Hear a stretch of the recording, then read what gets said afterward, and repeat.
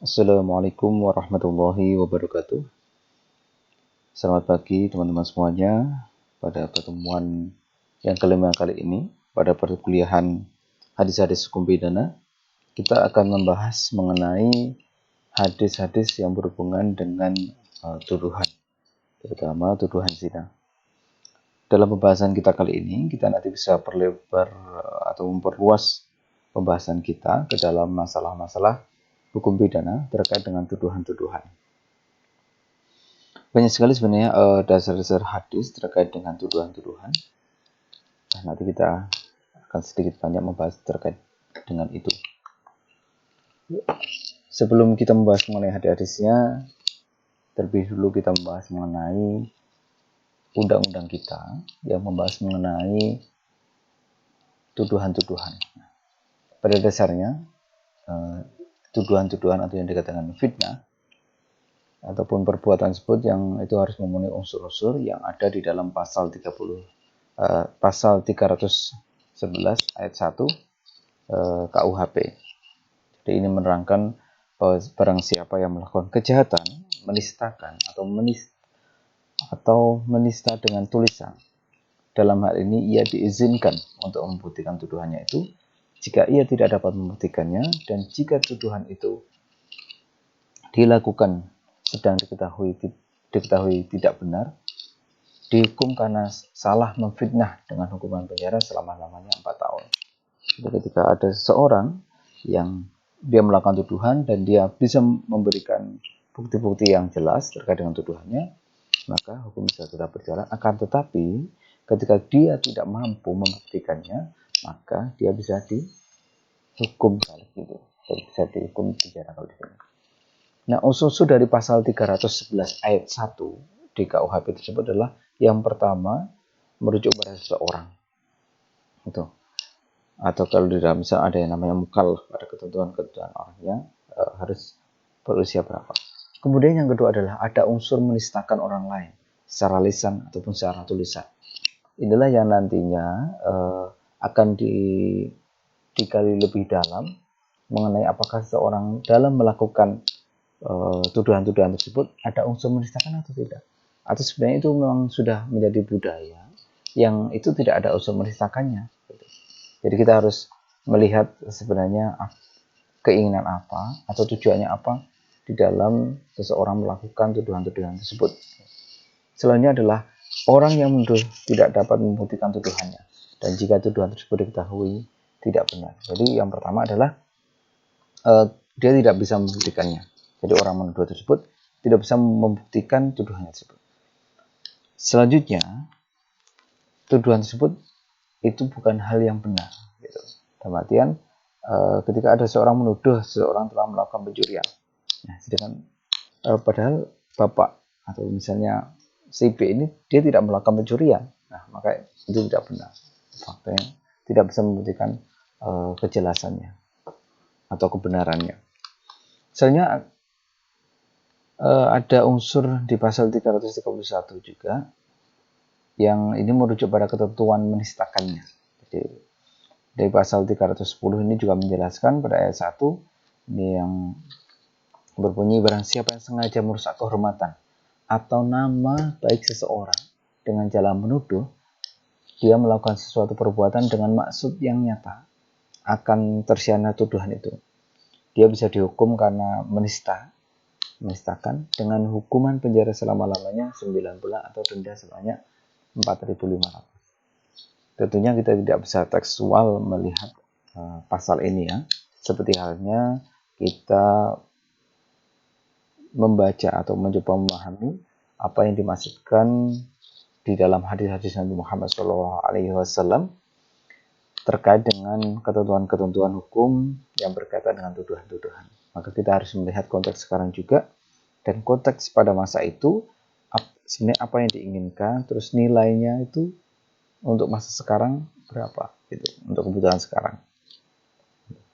Jadi ini berkaitan dengan tuduhan-tuduhan dan hukuman-hukuman ini yang lebih rinci lagi. Kemudian mengenai pasal 311 ayat 1 KUHP, ini Susilo dalam bukunya berjudul Kitab Undang-Undang Hukum Pidana serta komentar-komentarnya lengkap pasal demi pasal. Dia mengatakan bahwasanya kejahatan pada pasal ini dinamakan memfitnah. Jadi fitnah yang dimaksudkan di situ adalah kejahatan memfitnah. Atas pasal ini, Raden Susilo merujuk pada catatannya pada pasal 310 KUHP nomor 3 yang menjelaskan tentang apa itu menistakan itu apa. Nah, pengertian dari khodaf itu sendiri. Kita akan membahas tentang khodaf karena di dalam hukum pidana Islam itu banyak dikaitkan dengan tuduhan termasuk dalam kategori khodaf itu sendiri. Nah, khodaf itu adalah menurut syariah adalah melemparkan tuduhan berbuat zina pada seseorang. Menuduh artinya melemparkan sangkaan pada seseorang tanpa dikuatkan dengan bukti yang nyata.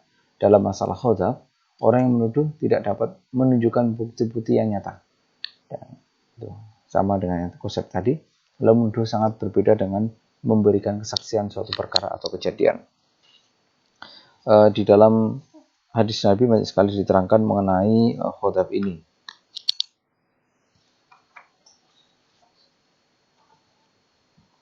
Nah, khodaf itu sebenarnya master gitu ya. Jadi khodafa yakhdifu khodafan itu yang berarti itu lemparan gitu. Sebenarnya awalnya ini adalah ada salah satu misi Islam adalah memelihara kehormatan yang sangat penting, selalu menjaga martabat, menjaga kemuliaan. Nah, tujuan ini supaya seseorang bisa terjaga dari tercemarannya kehormatannya, martabatnya, dan kemuliaannya. Jadi Islam sangat menjunjung tinggi itu. Oleh karena itu, di dalam ketentuan-ketentuan hukum Islam yang berkaitan dengan zina, apalagi berkaitan dengan zina gitu ya, itu sangat diatur dengan sejelas-jelasnya, baik itu secara pembuktiannya atau mengenai ketentuan-ketentuan hukumnya. Bahkan yang menuduh, misalnya ada orang yang menuduh, itu bisa diancam dengan hukuman 80 kali dera. Dan ini juga tentunya ini tidak serta-merta bisa dilaksanakan karena ini harus mendatangkan saksi-saksi yang berkaitan dengan tuduhan-tuduhan tersebut. Dan juga pembuktian-pembuktian lain berkaitan dengan fisik. Misalnya dia melakukan zina, terus divisum. Apakah dia misalnya dia seorang perawan, dia masih perawan atau tidak. Gitu. Nah, ini yang berkaitan dengan pembuktian ataupun terkait dengan tuduhan-tuduhan. Kalau kita misalnya di agama Islam itu harus mendatangkan 4 orang saksi untuk salah satu bukti menguatkan selain bukti-bukti yang lainnya yang berkaitan dengan zina ini. Kemudian kita merujuk pada hadis Nabi Muhammad SAW. An Aisyah qalat lamma nazala 'udhri qama Rasulullah SAW ala mimbari fadzakara dzalika wa tala Qur'ana falamma nazala amara birajulaini wa amra'atin qadibu haddahum ikhraj Ahmad. Nah, ini hadis dari Aisyah radhiyallahu anhu. Beliau berkata, jadi setelah uzurku turun, Rasulullah SAW berdiri di atas mimbar. Beliau menerangkan perkara itu, membacakan ayat Al-Quran, dan setelah beliau turun, beliau menyuruh mereka menghukum 2 orang laki-laki dan seorang perempuan yang menuduh Aisyah berzina. Jadi ini ada kisah saat Aisyah dalam perjalanan itu ya, lalu di ketinggalan rombongannya. Ini peristiwanya semacam itu, dan dengan hukuman cambuk terhadap mereka. Hadis dari Ahmad dan Imam Hadis 4.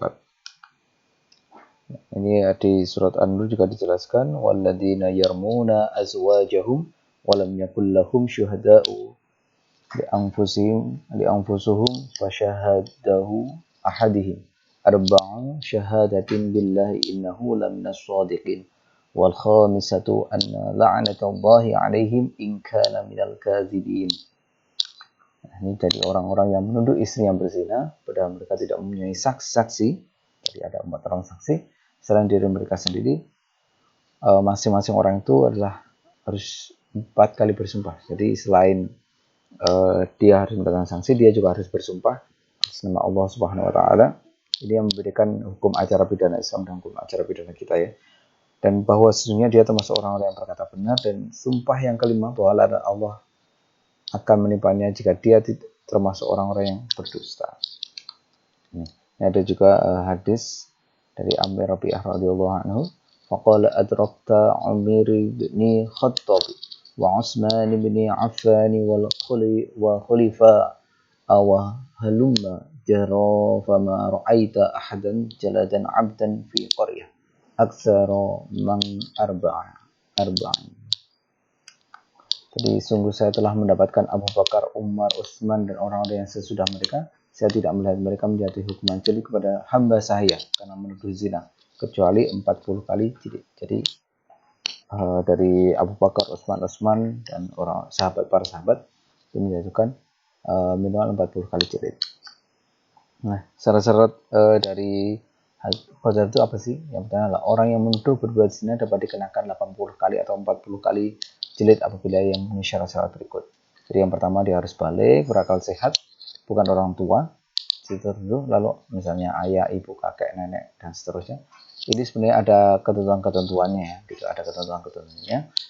Jangan kita lalu memandang ketika ada kekerasan di dalam rumah tangga itu kita masukkan ke dalam kategori ini. Tidak. Bahasanya memang dalam Islam ada batasan-batasan tertentu yang ini memang kajiannya harus mengkaji secara sosiologinya, secara segi kebudayaannya bagaimana. Ini yang nantinya dibahas di dalam usul fikih. Jadi ketika kita menentukan hukum-hukum yang kita ambil dalam Al-Quran dan Hadis, jangan serta-merta apa yang menjadi konsep-konsep di dalamnya kita terapkan di dalam masail fikih atau masalah-masalah hukum yang ada di masyarakat sekarang. Kita harus melihat konteks-konteksnya juga. Jadi ketika ada misalnya ayah yang melakukan kekerasan terhadap anak, misalnya itu di dalam Islam boleh. Nah, ketika kita melihat di dalam hukum pidana kita itu melanggar tindakan pidana, maka kita harus melihat ini sebenarnya apa yang dimaksudkan di dalam hadis ini. Kemudian orang yang dituduh adalah orang yang terpelihara dalam arti muslim-muslimah, balik berakal sehat dan tidak pernah berbuat zina. Nah, dalam artian ini memang dia bukan orang yang pelaku zina gitu ya, atau orang yang sering berbuat zina. Maka haddu qadzaf tidak dapat dijatuhkan kepada penuduh jika si tertuduh pernah melakukan zina, sebab orang yang pernah melakukan berarti itu tidak muhsan atau terpelihara. Ini berkaitan dengan ketentuan zina muhsan atau zina ghairu muhsan. Gitu. Kemudian penuduh mengakui perbuatannya sendiri bahwa ia berdusta. Ada semacam pengakuan. Ya, ini untuk syarat-syarat hukumnya Qadzaf. Ini yang pertama, penuduh dapat mengumumkan 4 orang saksi, gitu. Yang kemudian itu berkaitan dengan zinanya. Seharusnya harus laki-laki adil, memberikan kesaksian yang sama tentang berbuat zina, waktunya. Jadi ini terkait kronologinya harus jelas sekali. Mungkin teman-teman yang sudah pernah ikut magang atau pernah melihat proses peradilan yang berkaitan dengan perzinahan, jadi hampir mirip, ya hampir mirip terkait dengan ini. Kemudian ada li'an, ini jika suami menuduh istrinya berzina tanpa mengeluarkan saksi 4 orang saksi. Ini pernah terjadi pada masa Rasulullah SAW, dan sebenarnya ini bisa diakali juga terkait dengan hukum ini, yaitu misalnya dengan sumpah, dengan sumpah. Nah itu. Kemudian sebenarnya banyak sekali yang berkaitan dengan Qadzaf ini, untuk tuduhan Qadzaf. Ini pada awal keislaman misalnya ada Bani Mustalik pada bulan Sya'ban tahun 5 Hijriah. Nah, pada masa itu sebenarnya ada masa-masa peperangan ini yang berkaitan dengan hadis yang berkaitan dengan Aisyah, tuduhan terhadap Aisyah tadi. Nah, setelah perang itu usai dan perjalanannya kembali, peperangan itu menuju kota Madinah, mereka berhenti di satu tempat, kemudian Aisyah keluar dari sekedup gitu ya untuk suatu keperluan, kemudian kembali dalam keadaan di dalam sekedupnya itu, atau istilahnya itu kalau di sana itu ada semacam tandu-tandu gitu ya untuk orang dalam perjalanan. Tiba-tiba dia merasa kalungnya hilang dan benar saja, dan ketika dia memeriksanya memang benar hilang, kemudian dicari. Nah, dalam penjaranya itu Aisyah ketinggalan rombongannya. Akhirnya dia dibantu oleh seorang sahabat Nabi juga. Kemudian dia menyusul Nabi Muhammad SAW. Nah, apa yang terjadi setelah itu? Jadi setelah perang Badar, sahabatnya itu Sofwan bin Mu'attal melewati tempat itu. Sahabat Nabi tersebut berarti ada seorang wanita yang sedang tidur sendirian. Nah, itu adalah Aisyah. Kemudian itu menghampiri, nah itulah mulai terjadinya fitnah di semacam itu. Ada orang yang membuat kabar-kabar, kalau sekarang kabar-kabar yang tidak jelas, kabar-kabar yang itu dibuat-buat. Sekarang itu banyak terjadi hal semacam itu. Maka perlu adanya koreksi yang lebih jelas berkaitan dengan tuduhan-tuduhan semacam itu. Banyak sekali misal di Al-Quran maupun di hadis-hadis yang berkaitan dengan penjelasan-penjelasan mengenai tuduhan-tuduhan. Ada juga misalnya di hadis Sunan Abu Daud ya, ini ada di juz 12 dengan Aisyah radhiyallahu anhu qalat lamma nazala uzri qama an-nabiy sallallahu alaihi wasallam ala mimbari fadhakara zala wa tala ta'ni al-Qur'an falamma nazala min mimbari amara birrujulaini wal mar'ati fazuribu haddahu. Nah, ini berkaitan dengan seperti tadi hadis Nabi Muhammad yang terkait dengan orang yang melakukan tuduhan terhadap Aisyah.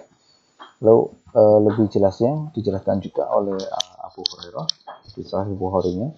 An Abi Hurairah radhiyallahu anhu an Nabi sallallahu alaihi wasallam qala ijtanibu sab'an mubiqati qalu ya Rasulullah wa ma hunna qala syarqu billahi was-sihru wa qatlu nafsi allati haramallahu illa bil haqqi wa akalu ribi wa akalu mali yatimi wat tawali yawma zahfi wa qadfu muhsanati wal mu'minati ghamirah.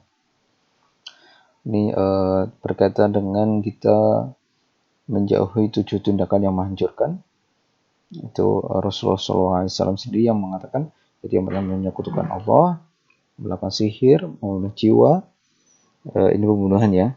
Nanti kita bahas setelah ini. Lalu memakan hasil dari riba, memakan harta anak yatim, meninggalkan pertempuran, pengkhianatan ya. Kita menuduh perempuan-perempuan yang beriman, yang bersuci, dan tidak pernah berbuat suci, pastinya dia melakukan perbuatan zina. Lalu terkait dengan syarat-syarat qadhif kita tidak akan bahas itu karena ternyata teman-teman pernah mengambil mata kuliah yang berkaitan dengan fikih jinayah misalnya. Saya hanya akan menjelaskan saja beberapa hal yang berkaitan dengan syarat-syaratnya itu di dalam hadisnya saja.